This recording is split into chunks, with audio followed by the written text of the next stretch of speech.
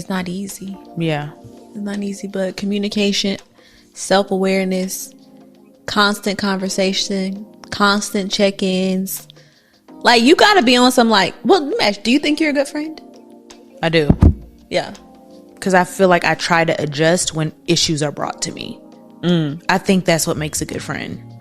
Like, I try to hear my friends. I try to, and I mean, I guess I can't say I'm a good friend because I am a friend to me. For sure. I do think I'm a good friend. I treat myself very well, and I'm working on treating myself even better. But I feel like my heart is pure. Yeah. I feel like I have good intent. And when there is an issue brought to me, I try to adjust. Yeah. I take it to heart. I take it to heed. Yeah. I take it to heed. I don't even know if that's the right way. I take it to heed. You've been reading First Kings and King James. I take heed to it. But do you think I'm a good friend? That would be a question for one of my friends. You know what I mean? Yeah. Anything that I can do better in this season, let's say it right now, and let's say it publicly, and let's hold me accountable to making those steps. I think you're an amazing friend. I think you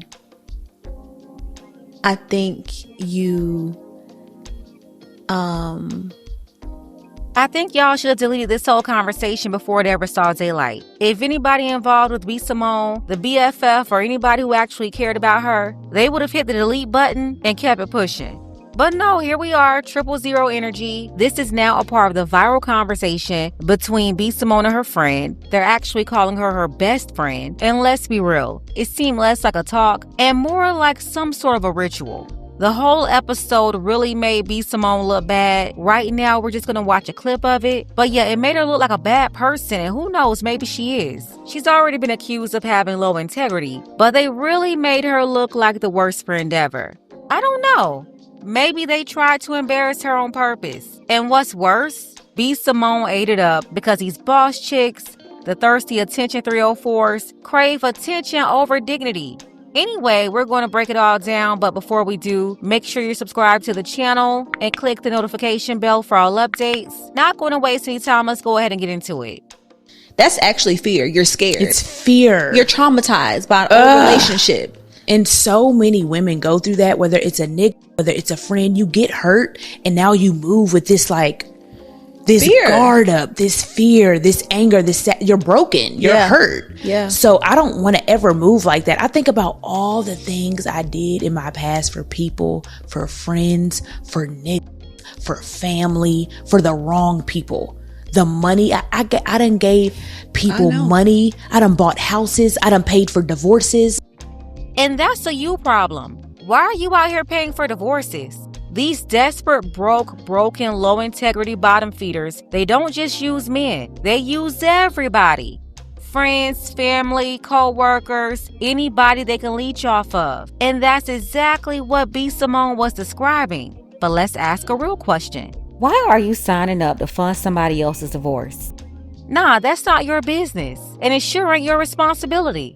These days, I'm completely against other people sponsoring people's weddings. That would also include the divorce that will follow. Why? Because you will lose thousands. It's like dumping cash in the Atlantic Ocean. You will lose thousands because most of these marriages are built on lies, vibes, and straight up unrighteousness. Studies show they don't even last 5 years anymore. Majority end up in divorce court. So no, all the money, energy, resources poured into these messy, performative weddings should be handled by the people signing that marriage license. Not their friends, not their parents either, because most of the time the parents also don't approve. Unless we're going back to the days where marriages were vetted, arranged, and taken seriously, the bride and groom should be responsible for all of it. The wedding, the marriage, and yes, the fallout, that divorce. Because when that 5-year trial ends, and it will because modern men and modern women can barely tolerate each other for a long period of time.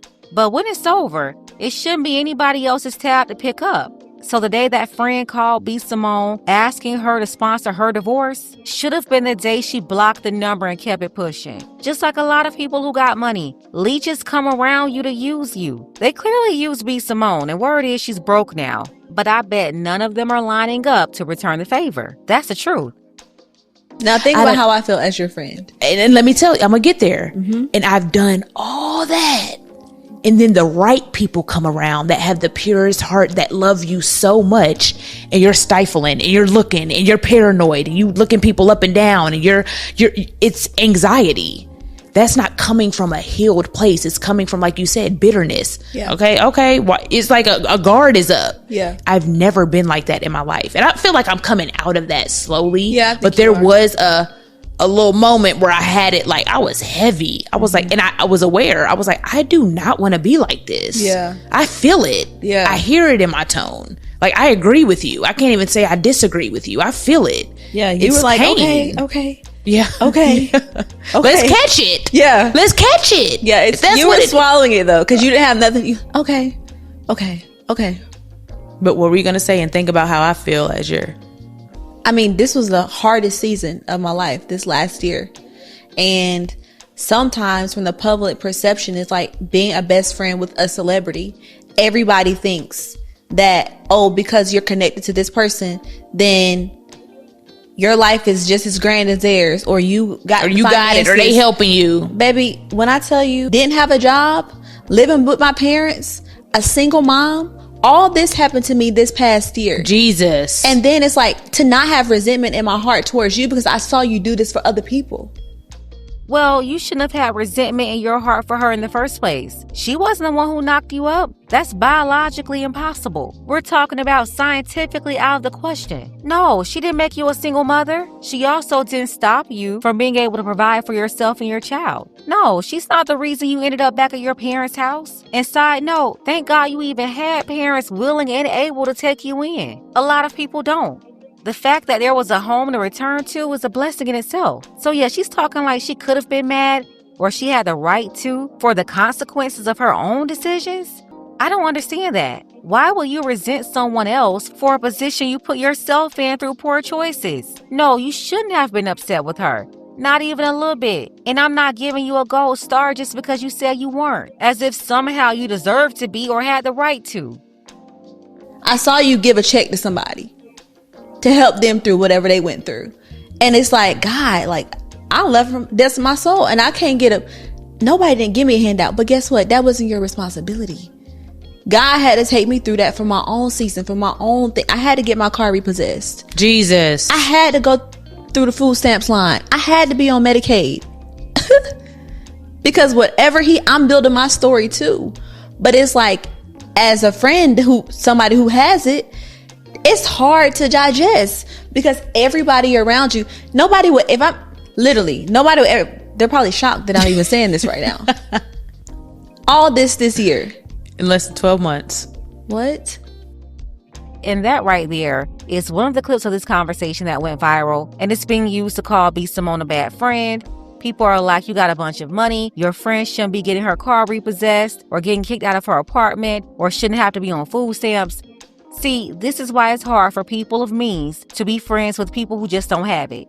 Because every time they don't got it, they expect for you, the person with it, to give what you got to them because you got it. But no one ever stops to think if every time you had to provide for someone else's need, a friend, a family member, whoever, if you keep giving and giving and giving, then at some point you'll be depleted and there won't be anything left to give. Resources will become limited, and from my understanding, B. Simone was already playing that role for so many people in her life, in her own family. People draining her resources like she was to be their provider, and that's why she's having money issues now. And it's not just her. This is a problem that most Black people with money experience. And let me tell you, the most aggravating part of it all is the entitlement. People really think they can help themselves to other people's money. Even the people watching this episode got mad at B. Simone like she was supposed to fund her friend's whole life. Like, was she supposed to buy her groceries every week? Was she supposed to provide her every meal? Was she supposed to buy her a house or pay her rent for a year? I mean, tell me, was she supposed to pay her car off? The pocket watching is beyond crazy for one, but people on social media trying to allocate somebody else's resources and tell them who they should give all their money to is crazy. And no, I don't think any of these people are friends for real anyway. This is not just a celebrity issue either. That goes for you watching too. Most of you don't have real friends. You have pretend friends, a bunch of pretendians. Honestly, most people are in your life for a reason or a season, and that's just the reality of the situation. Nah, your friend need to get her life together and stop expecting for her female friends to be her protector and provider like she's a man or something. But I said all that to say, like, I don't even know what was it? Just not being resentful. And it's both. It's you knowing, oh, that's not your responsibility. And it's me knowing I can help the right people. Yeah. But the flip side of that is like, okay, not me. Everybody has their own lesson. Right. Mine is like, okay, don't be resentful. But you were trying to fight through bitterness or unforgiveness, whatever. I did that already. Right. But it's like, okay, if God told you to give Shekinah some money, right, would you listen, or would you allow would you allow what you did in the resentment past and the bitterness to come between that? Everybody has a responsibility in not a relationship. Even Shekinah some money, anything. If God said it, just because you were heartbroken, God said go, that's your husband, but now you fearful because the last cheated, you done missed out on the whole blessing. The whole blessing. And B. Simone is such a tacky misandrist. Every conversation goes back to an N-word did this or an N-word did that. Constantly trying to figure out a way to expose men. When B. Simone, they're lining you up right now on your own podcast about to expose you. You can't let the past pain and the past heartbreak and the past relationship breakup and the past anger and sadness and brokenness keep you from doing it again, trying it again. Oh, Lord. Trying it again. Trying it again with the right people, with the right friend, with the right man, with the people that truly love you. I literally talked about that. I said, I want to do what I used to do I told you I missed that. You did. Oh my God, yearning for it. And I know God is going to bring that back tenfold, but that was another point in our relationship. Yeah. Recently, I have this opportunity and I called you and I told you about it.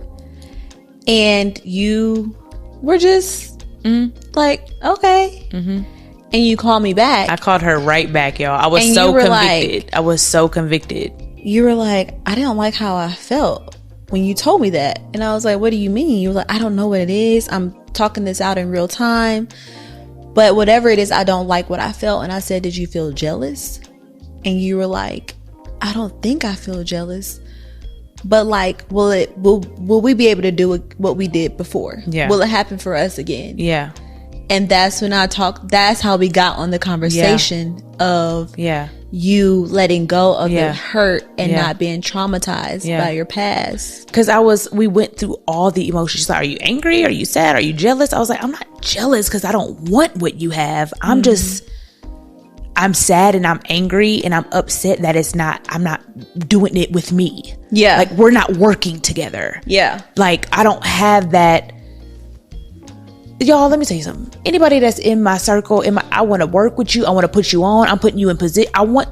I like doing it together. You do. How can we do this together? How can we make money together? How can we build together? How can we grow together? How can we all pitch in together? How can we be millionaires I want to do it together. Yeah. And there was a point in my life where I had that and it was crumbled. So I feel like since that has ended, that season, I've always yearned for it again. But it's just been a season of solitude for 2 damn years. Maybe the longest season ever. The longest season ever. Yeah. And I think, I know that's what it was. But I was so convicted. I called you right back. I was like, that's not right. Yeah. Like, your friend, she just told me she was doing something so bomb. Yeah. So great. And I was like, oh, okay. Like, I was like, that's disgusting. Yeah. This has to get out of my heart. For sure. Like, what? But if we just did that, nobody's looking for the perfect friend. Man. I just want my friends to be aware. And honest. I'm okay if you feel a little jealous. Address it and fix it. Say it. Pray about it. Literally. Let's purge your heart. That's it. That's it. And so many relationships would last and outstand the test of time if we just did Took accountability. Mm-hmm. I'm so proud of us for how we're doing this in this season. I'm like, are you okay? You looked at me kind of funny. Like, what are you feeling? Are you feeling your left eye? Are you mad? It's like, no, I'm not. I'm sleepy. Literally. I'm hungry. Nah, she already said it. She wanted to put you on, so she's the queen bee. She's in control. We're talking about hierarchy here. She's saying she don't want what you got, but whatever you get, she want it too. Or at least she want to be the one to ration it out to you. And we all know why. Listen, a lot of y'all are sitting up dealing with people who are not your friends. You have people in your life who just want to use you. Either they think they deserve what you have, or in B. Simone's case, Whatever you have, they want to be the one to control it so you don't run too far past them. It's all a competition, and this is why many people can't be friends with other people, especially women. Like, who's got time for all of this? The jealousy, the envy, the I gotta be better than you, or I gotta show you up. It's all stupid, time-wasting, unproductive activities, and while everybody is sitting back, discussing B. Simone and her friend, well, these same characters you're watching right now, they're present in your life too. You're either just like B. Simone or just like her friend, or you're operating around people with the same energy. Is B. Simone a bad friend? Honestly, I don't think any of these people are real friends in the first place. I do think they're comfortable around each other. Yeah, they're comfortable wasting each other's time, filling up each other's schedule when they're lonely, or having some sort of partner to trauma bond with like an emotional support lapdog. And even in some cases, I see a lot of people treating other people that they labeled as friend like a straight up ATM, either financially or emotionally. These high maintenance emotional so-called friendships are super toxic, and I think what we're seeing between B. Simone and her friend is common these days. And sadly, it's a prime example of why a lot of women can't get along. It's the same reason why they can't get along with men either. But when you eliminate men from the situation and force them to see they have the same issues with their female friends, then and only then could you possibly squeeze an ounce of awareness and accountability out of them. Let's go ahead and get the conversation started. Tell me what you think about this below.